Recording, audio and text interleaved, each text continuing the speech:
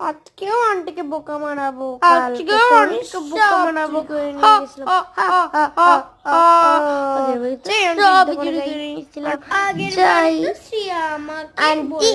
মানে বেবি তুমি টিকটক মানিও না, এটা স্বাস্থ্যের জন্য ক্ষতিকর।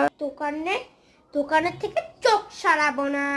আন্টি আন্টি, হ্যাঁ বল। আগের বারে সরি। হ্যাঁ, সরি বলে কোনো লাভ নাই, চোর কথাকার। আচ্ছা কি নিবি বল? একটা আইসক্রিম নিব 2 টাকার।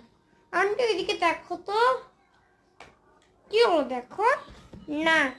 এই নে ললিপপ, আর এই নে তোর আইসক্রিম, আর 20 আর 10 আর 40 টাকা দিয়ে ভাগ এখানে।